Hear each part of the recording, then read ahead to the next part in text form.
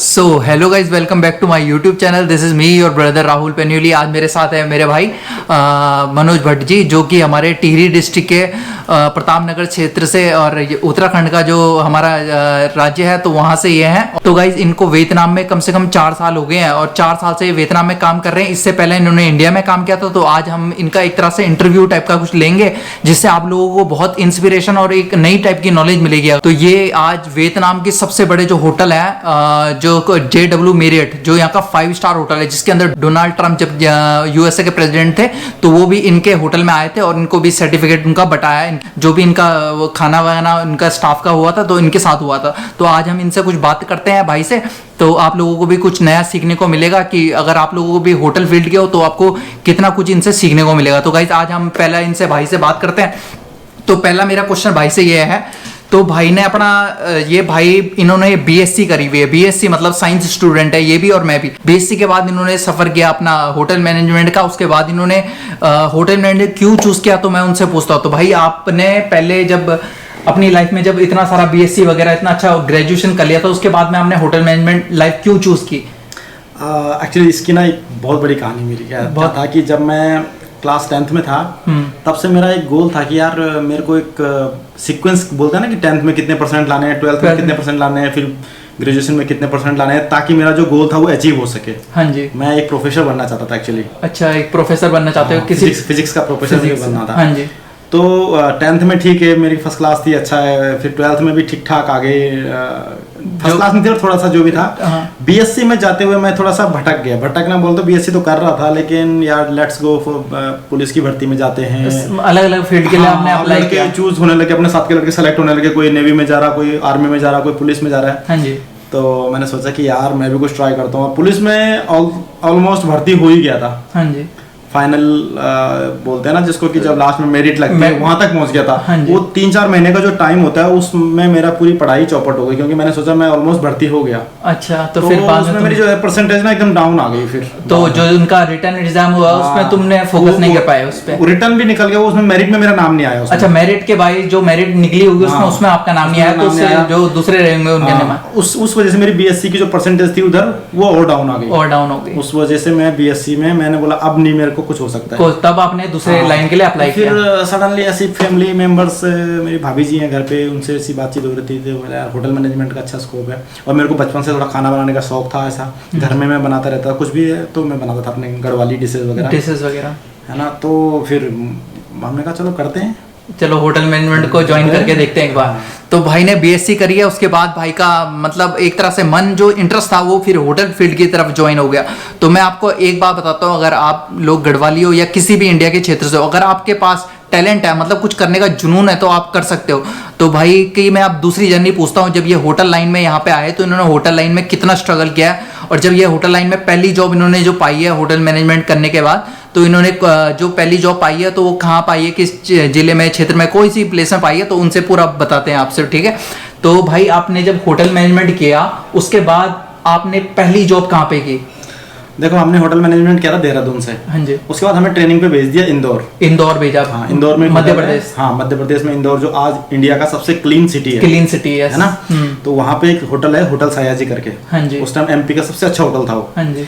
तो उस होटल में हमने 6 महीने की ट्रेनिंग करी। 6 महीने की? हाँ, 6 महीने की ट्रेनिंग करी। तो वहाँ पे हम लोगों का जो काम था, देहरादून के हम जितने पहाड़ी लड़के थे उत्तराखंड के, तो हमारा जो काम था वो एकदम अलग था लोगों से। बहुत सारे ट्रेनिंग आते थे वहाँ पे, हर स्टेट से आते थे। हाँ जी। लेकिन हमारा जो काम था वो एकदम अलग था। ये तो केरला के लड़कों का था या हमारा था, दोनों का एक ऐसा काम था कि मतलब साउथ और नॉर्थ का भिड़ंत, मतलब बहुत ज्यादा अलग दिखते थे। मतलब अगर 300 ट्रेनी थे वहाँ, तो उनमें से हम जो 12, 15, 20 थे ना, अलग दिखते थे। अच्छा, इनका काम करने का तरीका अलग है, मतलब जो है नॉर्थ इंडियन और हमारे साउथ इंडियन का, तो उनका फूड भी बहुत रिच है, मतलब एज अ टेस्ट। तो अब हम भाई से दूसरी चीज पूछते हैं, जब ये पहले टाइम इन्होंने जॉब करके विदेश में ले अप्लाई किया तो इन्होंने विदेश के लिए कैसे अप्लाई किया? क्योंकि मेन फंडा ये होता है, बंदा चाहता है पैसे ज्यादा कमाना, तो पैसे अगर ज्यादा कमाने तो यार बंदे को इंडिया के अंदर मिलता है पैसा, पर इंडिया से बाहर जो पैसा मिलता है ना वो उसकी लाइफ में बहुत ज्यादा इंपॉर्टेंस रखता है। क्योंकि एज अ एवरेज जो इनकम हमारी इंडिया में होती है ना, तो अगर तुम विदेश में जाते हो तो उसकी इनकम बहुत ज्यादा हाई हो जाती है।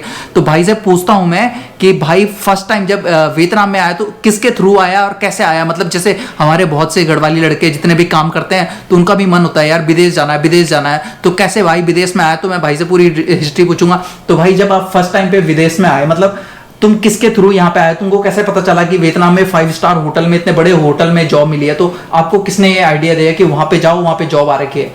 देखो ऐसा होता है कि सबसे पहले ना किसी भी चीज को विदेश जाने का सबके अंदर जुनून होता है, सबके अंदर जुनून है ना, लेकिन लोगों को ना रास्ता नहीं मिल पाता।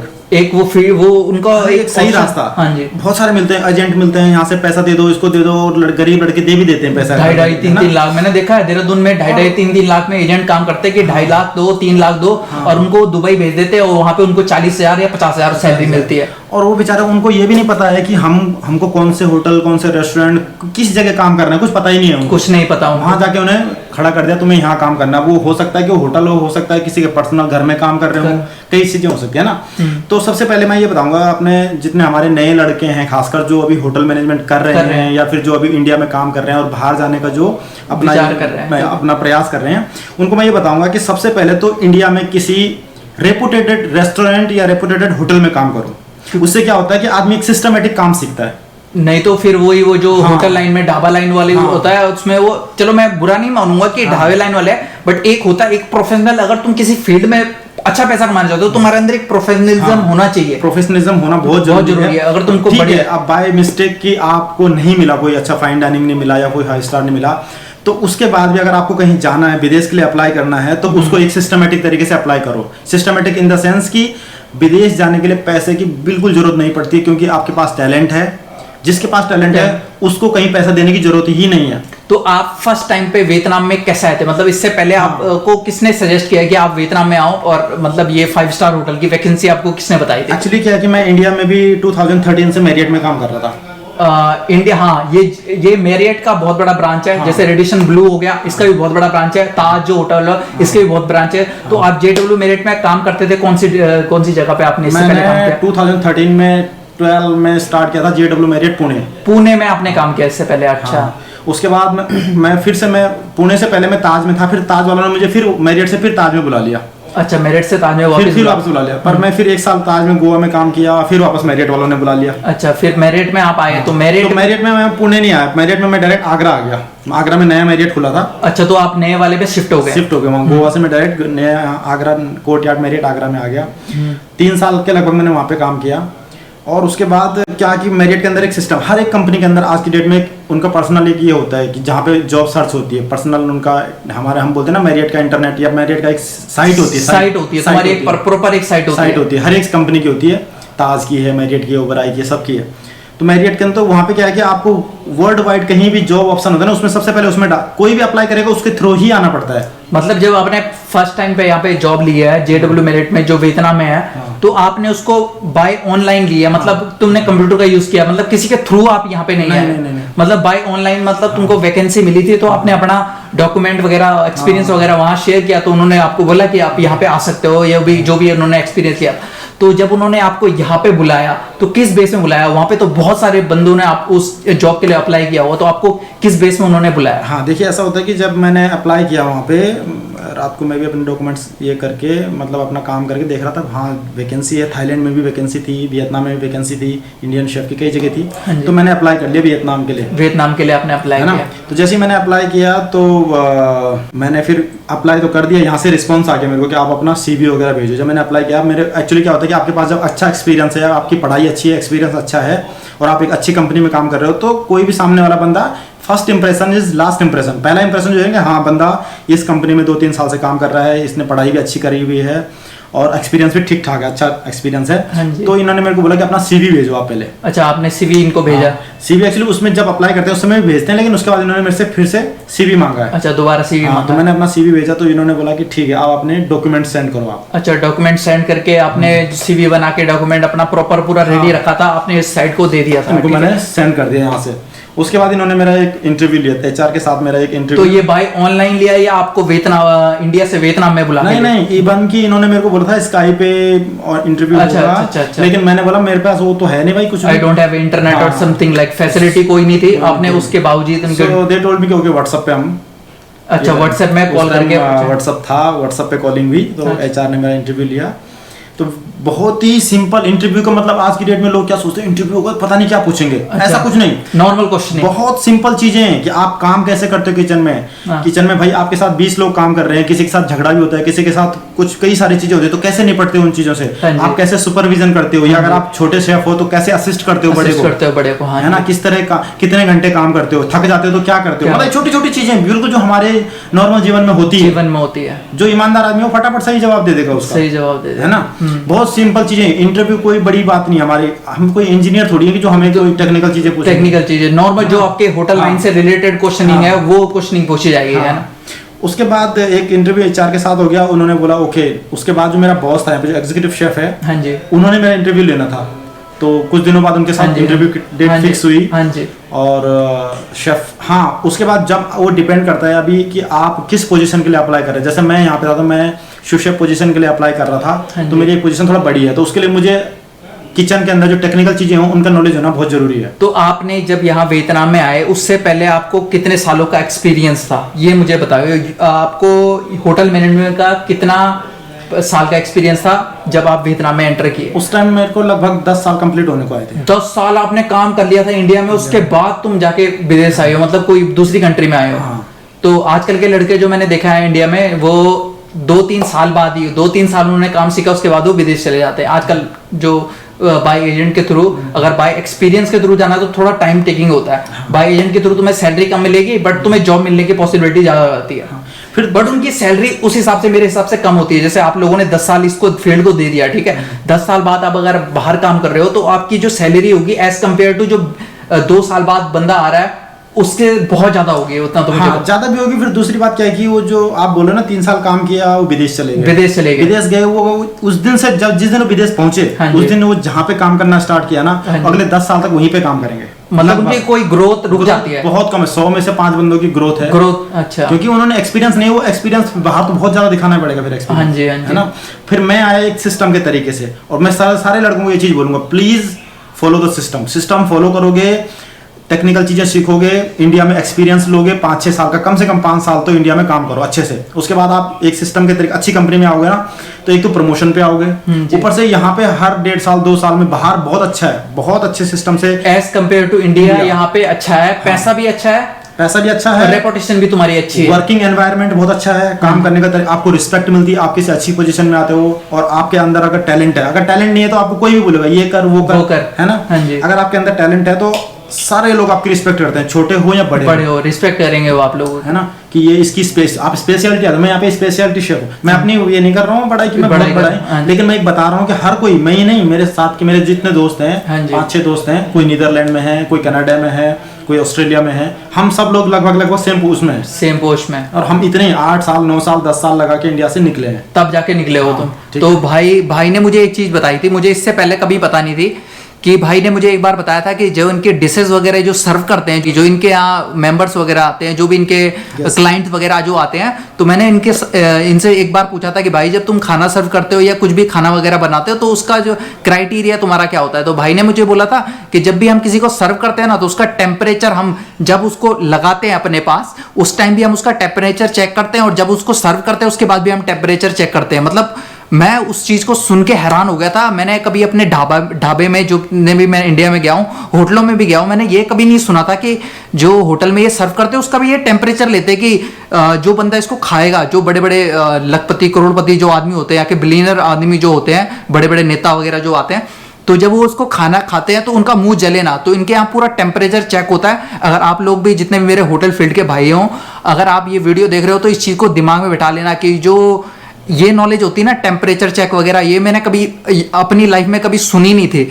कि अगर तुम किसी को खाना सर्व कर रहे हो, हमारे यहाँ क्या होता है, अगर बना दिया गर्म करके तो सर्व कर दिया, ठीक है, तो हम बोलेंगे ताज़ा खाना है, बट इतना ताज़ा होना चाहिए कि बंदे अगर खाए तो उसका मुंह ना जले। तो भाई से मैंने फर्स्ट टाइम ये सुना था कि अगर हम खाना सर्व भी करते हैं तो उसका भी टेम्परेचर लेते हैं, और इनके पास जो थर्मोमीटर होता है ना, जिससे टेम्परेचर चेक करते हैं, उनके पॉकेट में होता है हर टाइम।